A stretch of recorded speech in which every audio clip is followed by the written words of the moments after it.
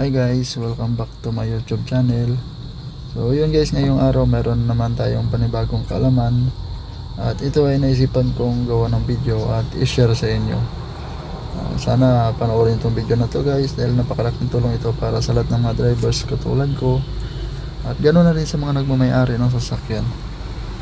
So ayun, kung makita nyo, nagpagas muna ako sa gasoline station.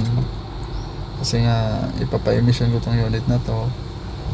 At ito din naman yung unit na to ang pag-uusapan natin ngayon guys.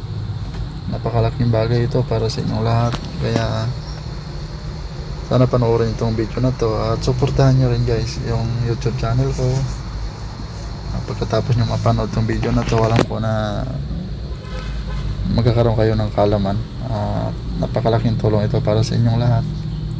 At alam ko guys na hindi masyado quality yung video ko, hindi masyado maganda yung pagkagawa ko ng video, pero ang importante ay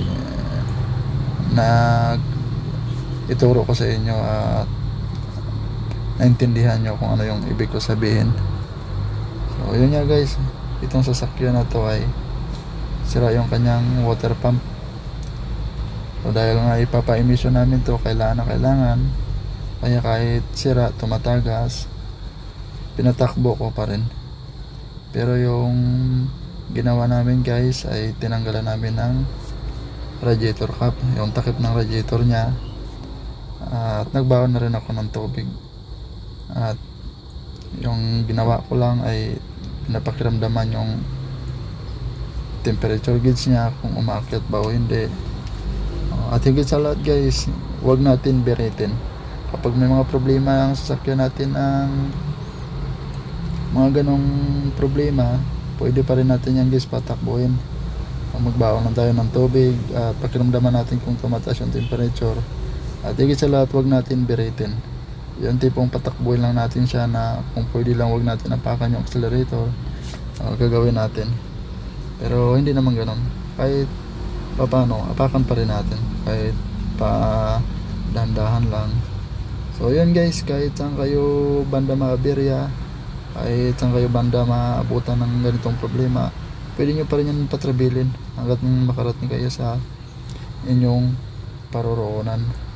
Or di kaya kung gusto nyo magpa-rescue, kung nasa langaning area kayo, pwede nyo patakbuhin yan.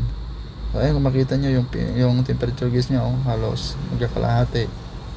Pero normal lang yan guys. Importante hindi siya umabot ng 3/4. So ayan, nandito na ako ngayon sa emisyonan. At ipapa-emission ko na to para may uwi ko na rin kaagad. So yun lang guys ang gagawin nyo. Tanggalin nyo yung takip na radiator para hindi siya magkaroon ng pressure. Yun yung purpose nun. At kung aandar man siya ay lalabas man yung tubig sa radiator nya. Pero hindi naman ganun karami. Lalo na wag mo lang siya biritin. Patakbuhin mo lang siya ng kung pwede lang sariling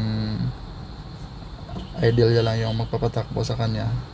So yun guys, ganun lang yung diskarte.